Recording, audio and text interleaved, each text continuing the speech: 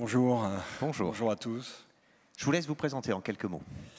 Oui, alors donc Pierre-Olivier Ruschenstein, effectivement, c'est pas toujours facile à prononcer, mais je reprends la prononciation sans difficulté. Alors, je suis effectivement membre de cette assemblée. Je suis l'auteur du rapport qui porte sur les métiers en tension, qui doit vous intéresser au premier chef. Et par ailleurs, je suis dans cette assemblée au titre de la FEPEM. La FEPEM, c'est la Fédération des particuliers employeurs. Alors quand je dis ça, en général, on me regarde en fronçant les sourcils, on me dit mais qu'est-ce que c'est que ce truc? Quand je redis CESUPAGE, là tout de suite, je vois quelques mamans, en tout cas pour Page, qui se réveillent, quelques papas aussi.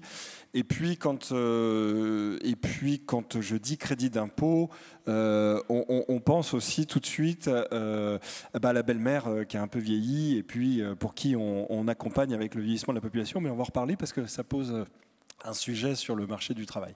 Voilà, donc Fédération des particuliers employeurs, et normalement, vous devriez tous avoir été un jour dans votre vie, vous l'êtes particulier employeur. Merci. Alors, vous avez été le rapporteur, vous l'avez dit, d'un avis intitulé « Les métiers en tension ». C'est un avis qui a été adopté en janvier de cette année par 137 voix, j'ai vérifié, sur 172 votants, 80%. Alors, tout le monde, en fait, évoque les métiers en tension. On parle de pénurie de main-d'œuvre, de métiers en tension, de métiers porteurs, de métiers d'avenir, etc. On a, du coup, un peu l'impression, depuis quelques mois, quelques années, que tous les métiers sont en tension. Qu'en est-il exactement au terme de votre étude, de votre rapport ? Alors, c'est un avis, pour le remettre dans son contexte, qui a été fait sur saisine gouvernementale. À l'époque, c'était Jean Castex, qui était notre Premier ministre, et notre ministre actuel, l'ancienne ministre, je veux dire, du Travail est devenue notre actuelle Première ministre, Madame Borne, que nous avons auditionnée. Et effectivement, le gouvernement, en sortie de crise Covid, a été un peu surpris sur les tensions qui existaient sur les marchés du travail de manière un peu contre-intuitive, puisque nous imaginions, je pense tous collectivement, qu'en sortie de crise Covid, ce serait l'inverse, c'est-à-dire qu'on aurait un chômage plutôt de masse avec des difficultés économiques. Alors il y a eu le chômage partiel, il y a eu le maintien de l'activité économique qui a permis à un certain nombre d'entreprises de se maintenir. Néanmoins, il s'est avéré qu'en sortie de crise, la DARES chiffrait à 6 métiers sur 10 les métiers en tension. 6 métiers sur 10, alors souvent j'ai des journalistes, parfois de EF, qui m'interrogent et qui me demandent mais est-ce que vous pouvez me dire quel métier? Mais quand je dis 6 métiers sur 10, pour moi c'est tous les métiers. Alors après vous avez un ordonnancement effectivement et le top 5 qui s'intervertit au fur et à mesure du temps, mais en réalité tous les métiers sont concernés. En réalité on fait face alors peut-être quelques chiffres que j'ai regardés en préparant mon intervention avec vous d'ailleurs. Nous avons 520 000 démissions selon la DARES, dont 470 000 en CDI en 2021-2022. La DARES aussi s'est posé la question de savoir si le phénomène français était celui d'un big quit, puisqu'on sait que dans un certain nombre de pays de l'OCDE, à l'issue de la crise Covid, et en particulier aux États-Unis, où il n'y a pas du tout de mécanisme, j'allais dire, d'assurance chômage comme on le connaît en France, il y a eu une grande vague de démissions avec des pénuries dans l'emploi.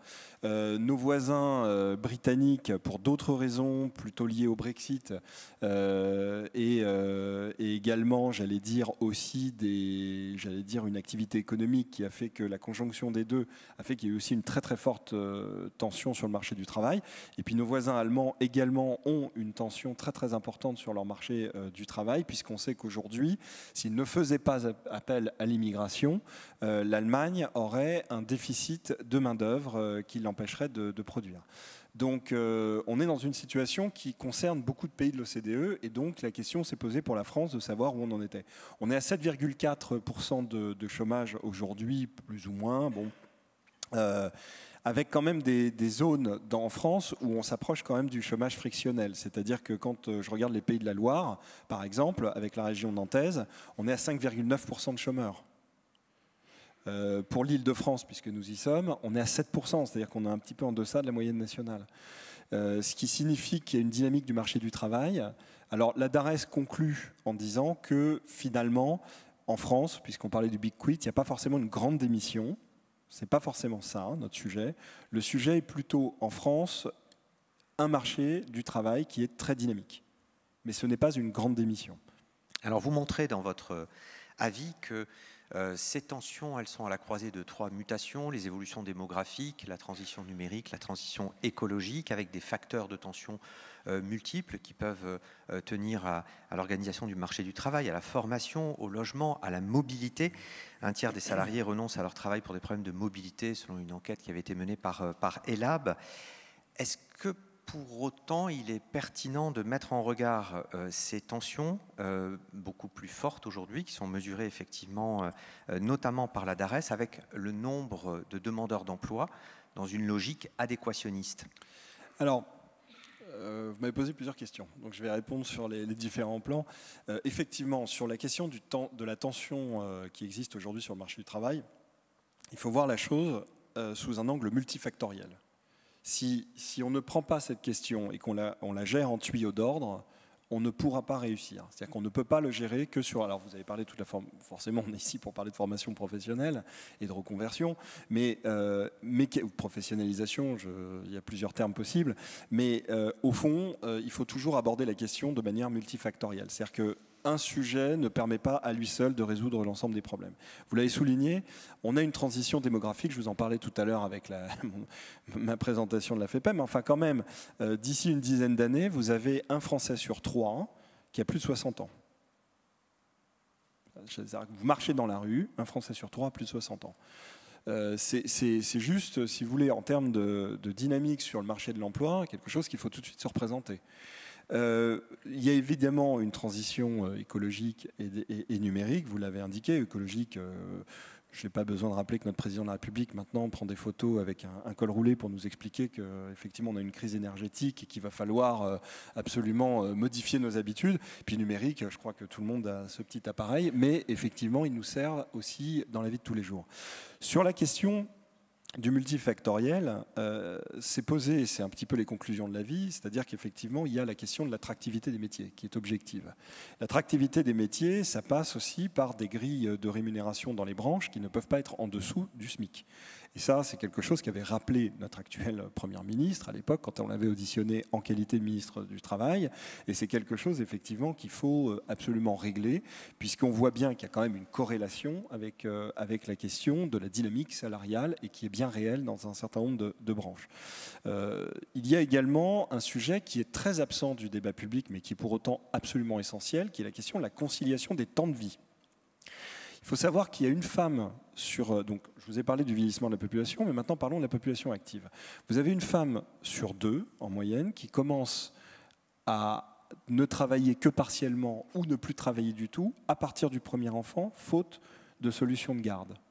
Ce sont des femmes qui sont disponibles pour le marché de l'emploi, qui sont parfois qualifiées et qui pourraient tout à fait, j'allais dire, être dans des métiers de cadre, ou parfois non, moins qualifiées, on va dire, mais qui seraient aussi tout à fait disponibles pour le marché de l'emploi. Et dans tous les cas, quel que soit, j'allais dire, le niveau de qualification, on a en moyenne une femme sur 2, parce que quand vous avez des restes à charge qui se promènent entre 150 et 1000 euros par mois, vous pouvez logiquement faire le choix, dans un couple, qui est une des 2 personnes, et en général ça concerne plutôt les femmes qui abandonnent, j'allais dire, en tout cas partiellement leur travail. Le chiffre s'aggrave puisqu'il passe à 2 femmes sur 3 à partir du 2e enfant.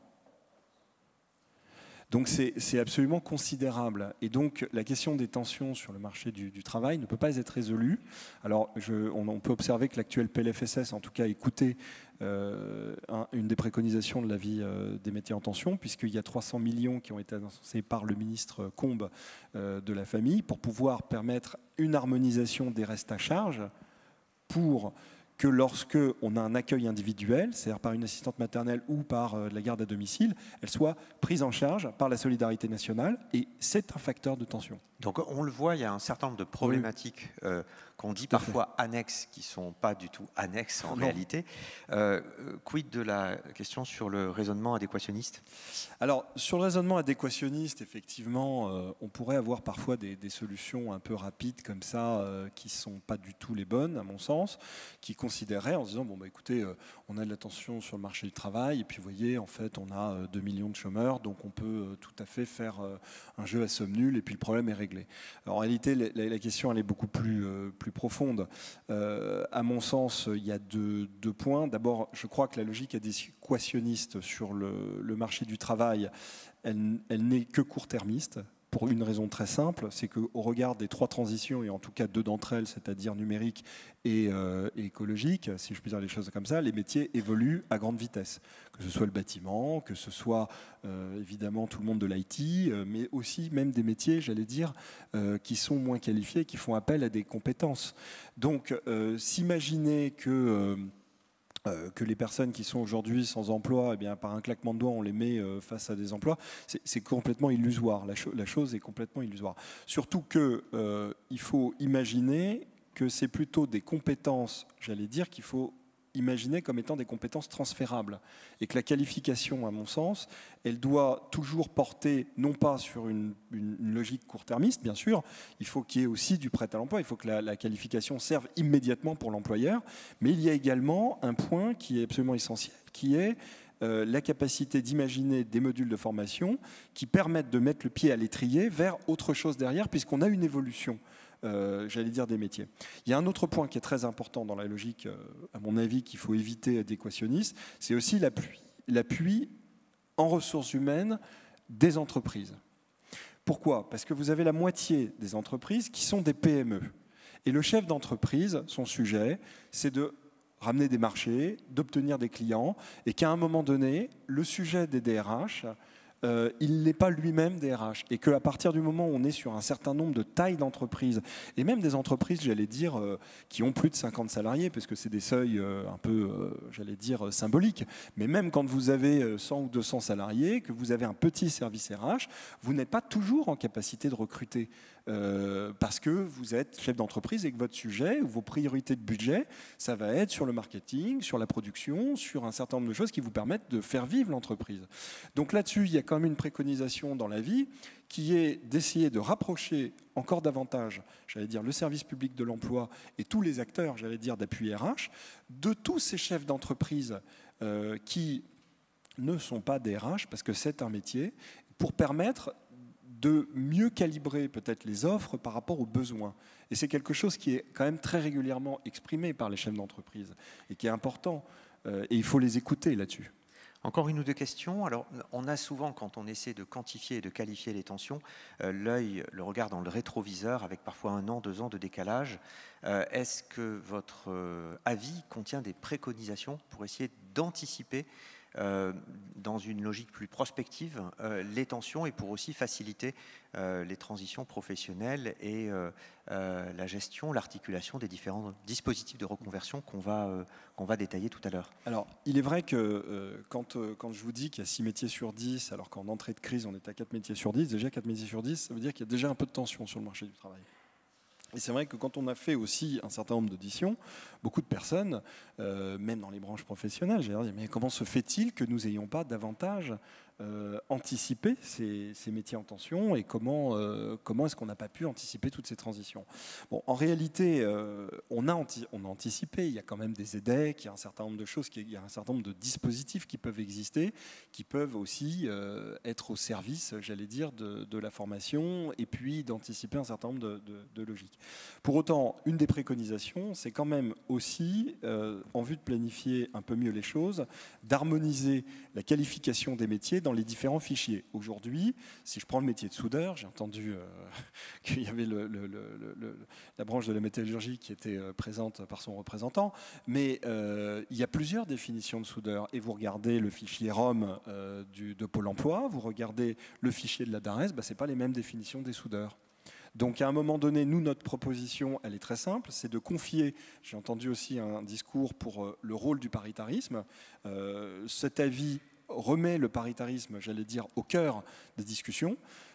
puisque nous proposons très fortement que les services publics qui qualifient les emplois s'inspirent, se rapprochent de la définition que donnent les branches professionnelles, c'est-à-dire au plus près des métiers, c'est-à-dire les partenaires sociaux qui, à un moment donné, voient évoluer leur métier sur le terrain et qui les requalifient dans leurs conventions collectives ou dans leurs observatoires et qui permettent, à partir de cette base-là, d'avoir des éléments beaucoup plus fiables et au moins uniformisés pour l'ensemble, j'allais dire, du service public de l'emploi. Donc pour la planification, c'est un outil. Oui. Ça peut paraître très technique comme ça. Mais enfin, si on n'a pas ce type d'outil, et que je prends l'exemple du soudeur, mais il y en a beaucoup d'autres, vous perdez dans des qualifications. Et quand je parlais tout à l'heure de rapprocher à un moment donné le service public de l'emploi d'un certain nombre de PME, je rappelle quand même que les PME en France, hein, c'est 99% des entreprises qui emploient à peu près 50% des salariés. Donc déjà, ça répond à une partie du problème. Donc là-dessus, si vous voulez, les deux sujets sont liés, à mon avis. Dernière question, elle a trait à une autre des préconisations, même à plusieurs préconisations qui sont contenues dans l'avis. Ça tourne autour d'un investissement massif dans l'orientation. Oui. Donc information métier, orientation. Alors quelques éléments de piste dégagés par les membres du CESE. Alors, effectivement, on s'aperçoit, mais ça, c'est, j'allais dire, j'enfonce une porte ouverte, qu'il y a quand même un gâchis absolument énorme au niveau de la formation initiale, du fait qu'on ait quand même beaucoup de jeunes aujourd'hui, soit qui sortent sans qualification, soit tout simplement qui vont s'engager dans des filières, mais qui, malheureusement, pour des questions de goût, peut-être de choix qui voilà, sont pas correctement faits à un jeune âge aussi, il faut le reconnaître, et un accompagnement des familles qui n'est pas toujours facile, eh bien, ne terminent pas leur formation ou ensuite changent de métier, à peine sont-ils formés. Moi, il y avait un chiffre qui m'avait frappé, c'est que quand on avait auditionné la branche du bâtiment, je crois, de mémoire, je ne l'ai pas noté dans mes notes, mais il me semble qu'il y avait un jeune sur 4 qui finalement ne transformait pas sa formation dans la filière du bâtiment. Quel gâchis, en fait, quel gâchis en termes d'argent public et quel gâchis en termes de, j'allais dire, même pour ce jeune ou ces jeunes qui, à un moment donné, sont dans une situation extrêmement anxiogène, en sortie de formation, parce qu'ils ont été formés dans quelque chose qui ne leur plaît pas ou dans lequel ils ne veulent pas aller. Et puis, inversement, il y a peut-être des personnes qui auraient souhaité venir vers les métiers du bâtiment, qui ont parfois aussi parce que dans les facteurs, il y a aussi la problématique de la représentation des métiers, et en particulier, je pense au bâtiment, une représentation qui est genrée, où on pourrait aussi recruter davantage. Donc une des préconisations, c'est de renforcer ou de rendre plutôt effectifs les parcours à venir au niveau de l'école, qui sont des moments de découverte des métiers et qui, lorsque les familles n'ont pas la capacité, parce qu'elles n'ont pas le réseau relationnel, d'orienter correctement leur enfant par rapport à alors là pour le coup une adéquation entre une appétence et la réalité d'un métier et l'image qu'on s'en fait, eh bien cette espèce de triptyque, il faut qu'il y ait des parcours à venir et qu'on rapproche l'entreprise de l'école. Les parcours à venir, hein, ce sont 54 heures d'orientation dans le secondaire qui aujourd'hui, de fait, alors ça a été percuté aussi par la réforme du lycée, mais ont beaucoup de mal à se mettre en place. En tout cas, il y a des pratiques très hétérogènes d'un établissement à l'autre.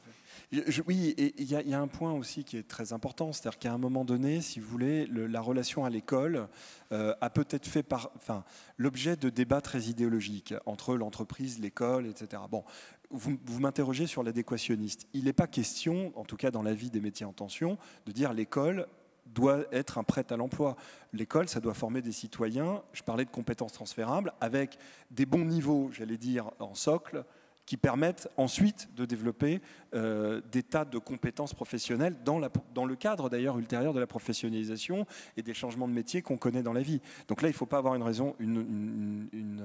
relation adéquationniste à l'école. En revanche, dire ça ne doit pas non plus obérer et fermer les portes définitivement de l'école au monde de l'entreprise en disant attention, l'entreprise rentre dans l'école, ça veut dire qu'on est adéquationniste. Non, je pense que c'est le contraire, c'est-à-dire qu'à un moment donné, faire rentrer le monde de l'entreprise dans l'école n'est pas dans un objectif adéquationniste, mais dans un objectif de découverte avec ces parcours à venir qui existent, mais qu'il faut rendre beaucoup plus effectifs pour rendre, j'allais dire presque beaucoup plus égalitaire, la capacité des jeunes de faire leur choix.